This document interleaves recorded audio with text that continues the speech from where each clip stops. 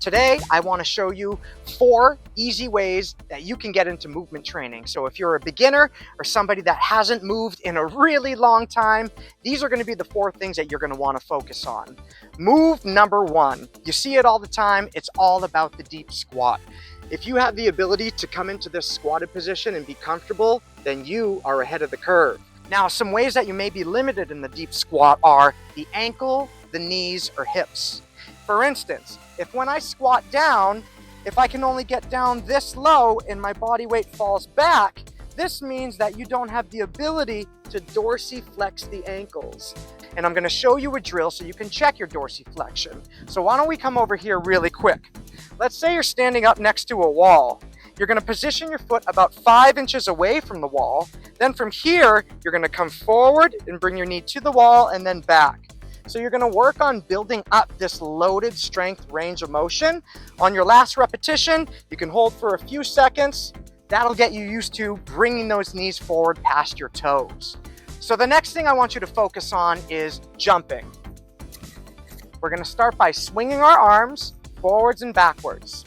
To initiate the jump, I want you to swing your arms into deep extension, like you're trying to high five somebody in back of you. Once you go into that extension phase, I want you to squat down, and then you're going to release all that energy by throwing your arms up in the air. And then as I come down, I whip my arms back and I land. Bear with me, check this out. Swinging, extension, down, up, land. One more time, I'm gonna try to soften up my landing. Swinging, extension, down, up, soften up, and land. Make sure when you're landing, you're actually bending your body, meaning you're bending your ankles, knees, and hips. If I were to jump and land stiff-legged, that definitely doesn't feel good. You want to absorb, collapse. You need to come down before you can stand up.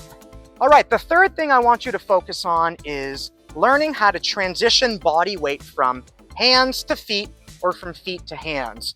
Let me give you a simple demonstration. So when I'm here in my deep squat, all my weight is in my feet. Now I'm going to transfer weight into my hands. I put my hands on the ground and then I begin to shift my weight forward. So my hand, my body weight literally is over my hands. This is how we can begin to shift body weight. So really, it's a very important thing. We're going to transition feet, hands, back to feet. Maybe you're in your living room at night. Maybe you had a little glass of wine or something else. Take the time to touch the ground. Transition your weight. You don't need to know how to do a handstand or a cartwheel. You just need to get down to the ground. The final part of this video, and by the way, if you're still watching, make sure to subscribe to this channel to learn more ways to incorporate movement into your life. Hanging. A lot of people hang when they're kids. As we grow old, we stop to hang. Therefore, we lose a lot of ability that hanging gives us. It's a gift to be able to hang. And really, you don't have to do anything too crazy. Let's say you don't have anywhere to hang. Go to a tree. Put your hand on the branch. Keep your feet on the ground and just sink down. So this is where you can start. It doesn't have to be anything too crazy. But with hanging, you want to make sure that you're building up time. So try to give yourself a marker each day. So let's say each day you hang for 3 minutes or 4 minutes or 5 or 10. Pick a number and stick to it, and then you'll feel the benefits. Now, let's say you want to do a little more. Then you would start to go to 2 hands, and then you can pick your feet up off the ground. Okay? And then from there, you can just really spend as much time as you can in whatever hanging position you want, or just climbing trees. Because hanging is a really good activity for you to do, and you definitely shouldn't stop.